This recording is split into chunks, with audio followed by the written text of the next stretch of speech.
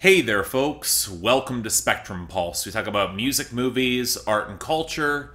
And today we're going to be talking about the newest project from Drake called Certified Lover Boy.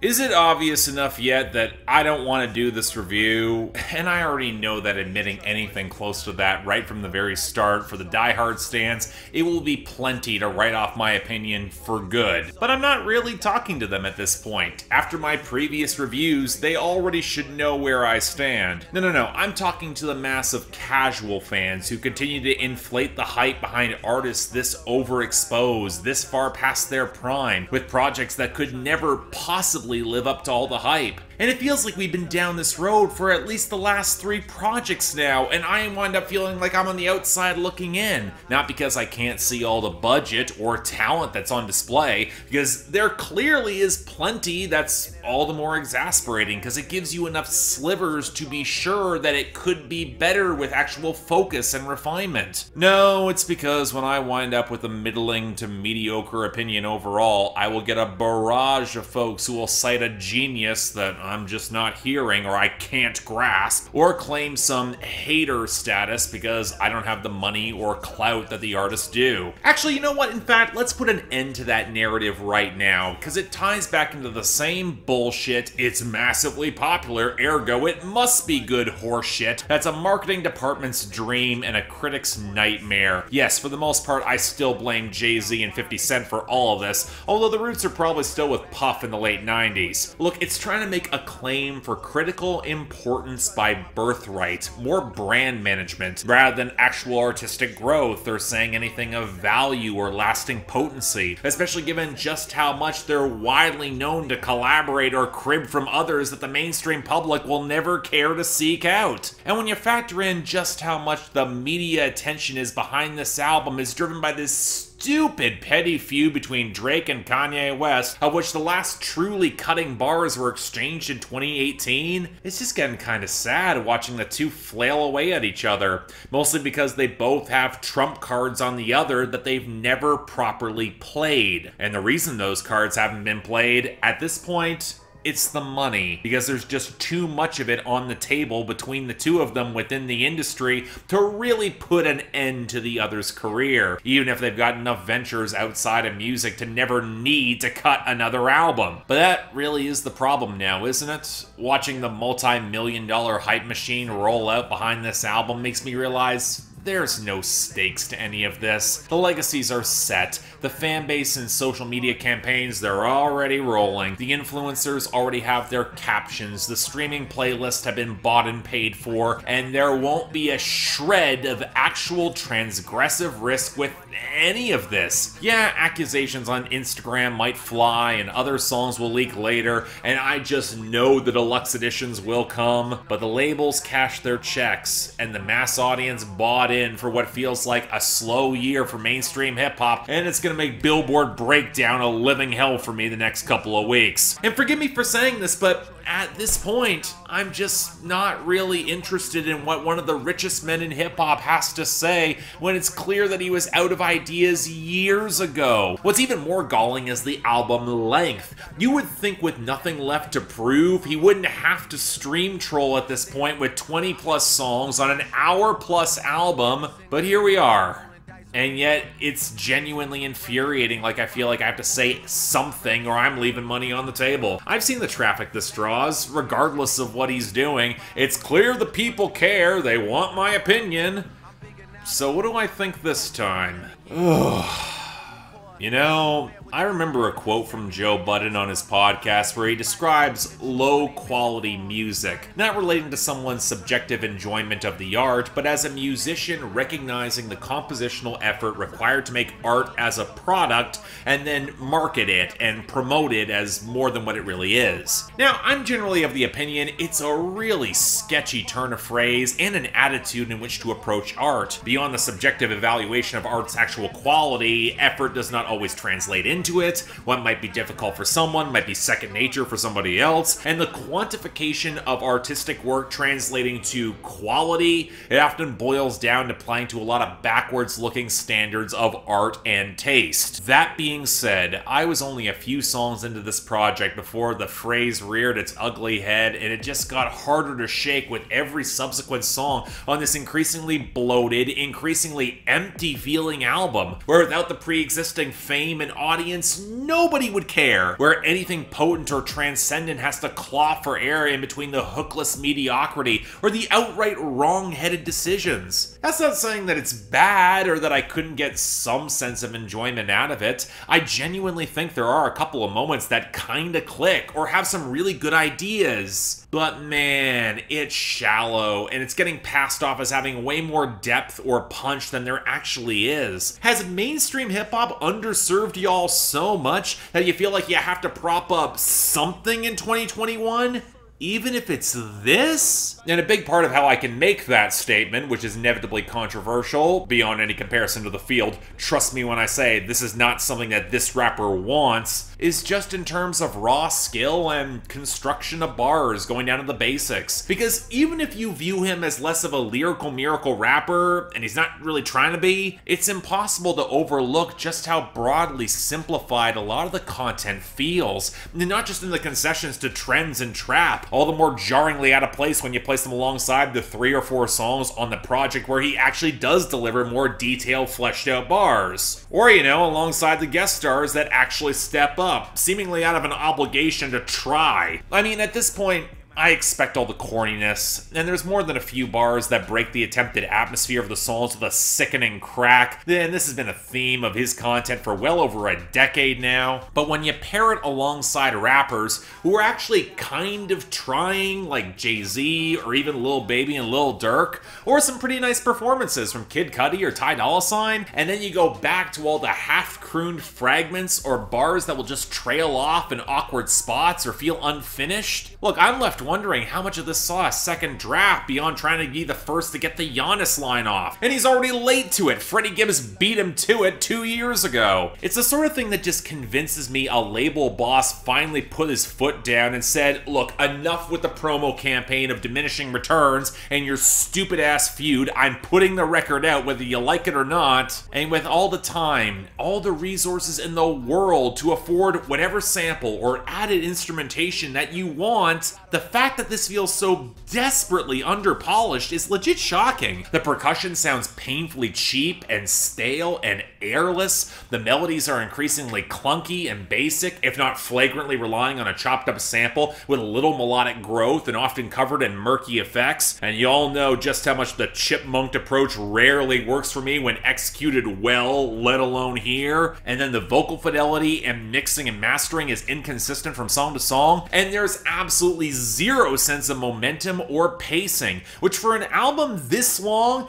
damn near criminal, especially when you're gonna tack on an interlude that doesn't actually fit with anything. But you know what? I also know that the target audience of this album won't care about anything I just said. They bought into the legacy, the arc, the clout. They revel in the high drama between Drake and Kanye as two lumbering titans taking swings at each other and clawing for some vestige of inspiration and truth to suck themselves free from the miasma of drug abuse, heartbreak, and depression. Hey, you know what? For a second, let me actually humor this conceit, because it's the real reason that Jay-Z is on this album and trying to play both sides to find some class solidarity, because it's the boys club of the uber rich, the alphas, the chads, where everything is permitted, all sins are forgiven, women give you all the attention that you clearly deserve, and don't really pipe up to challenge your ego, and where the audacity to say and do whatever you want,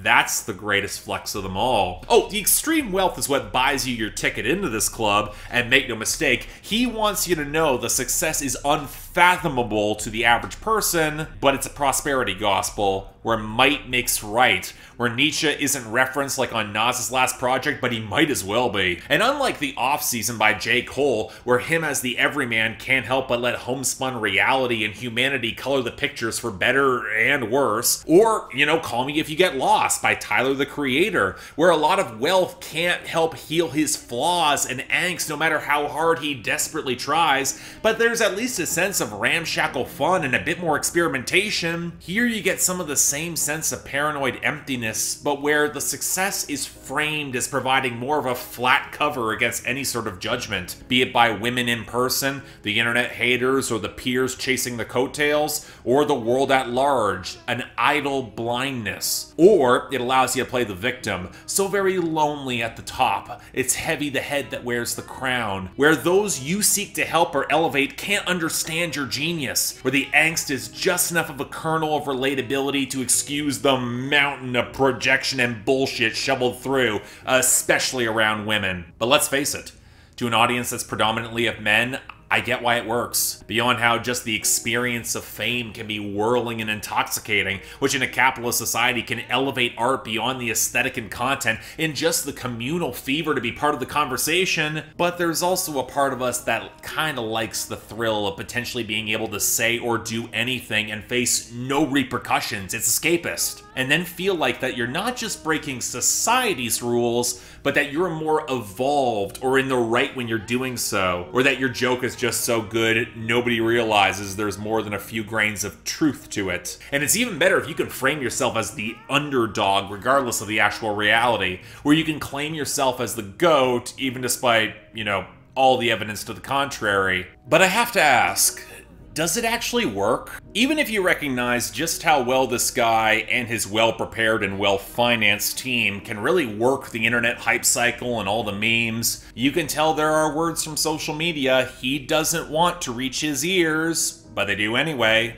And they stick. And it's hard to ignore the underlying rampant insecurity, especially when everything else is trying to emphasize how far beyond the common man he is. Now, of course, there's an attempt to be somewhat self-aware, use this attention as a grounding force. But again, is any of this new? Does any of it hold weight when you can see all the mechanisms trying to lean in on the earnestness, where the contradictions between opulence and complicated humanity feel a lot less revealing than in the past and more of a calculation we've seen before? And if there is a parallel to be made with J. Cole's The Off-Season, it's how, despite seeming unparalleled success, he doesn't sound all that happy. Or free, an increasingly dour listen, which you might think something might come loose with some sort of truth being exposed or discovered in the process. But the longer the album stretches with all the more filler bars and wasted guest appearances, the more hollow it just feels. I don't hear closure or revelations beyond a recommitment to family and the inner circle that's all the more tenuous. And if greater substance might be there, it's constantly undercut by all the petty subliminal shots that will come across at the most inopportune times, where even if bridges are forever burned, there are parallels that cannot be ignored. And there are some people who are on the record who do think resolution could be found, almost like they're two sides of the same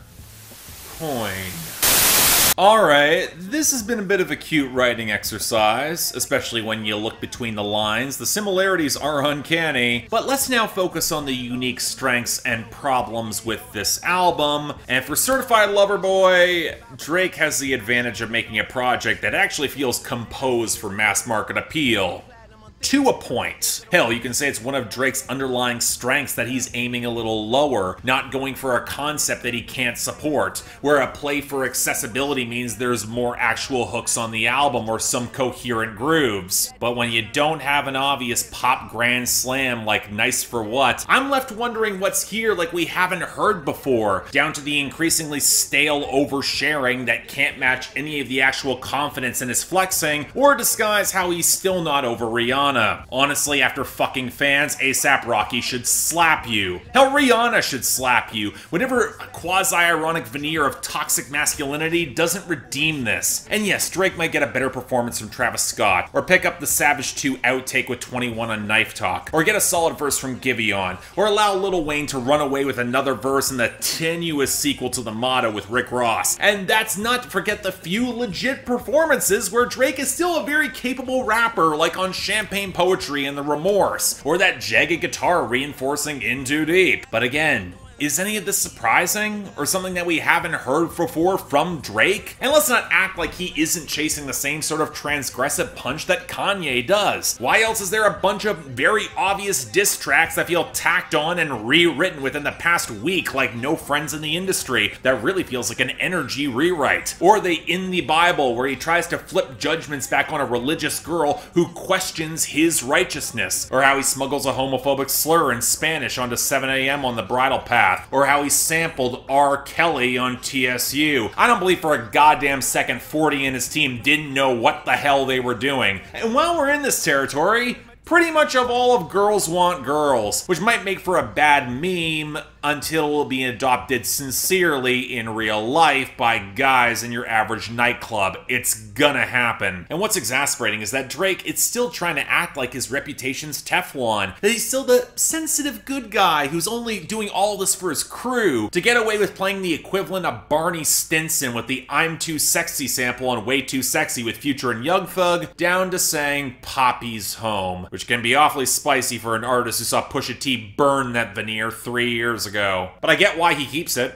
The veneer does a lot of work, even if just for himself. He might scoff at faith that dares to judge him, but his secular brand of opulence, devoid of politics beyond the flex and transgression, it's functionally the same as Kanye's. It serves a desperately insecure man who might be able to control his politics of envy around him, but none of the women he truly desires. And that loneliness means that he'll never be truly satisfied, even as he increasingly blinds himself to that reality. And again, what does this all add up to beyond brand maintenance, without even the saving throws that can redeem the worst of Scorpion? Nothing I'm saying here is all that new. And I'm not sure this type of consistency is doing Drake any favors either. And if that's the most I can get out of this, I don't hear the resonance, I gotta say.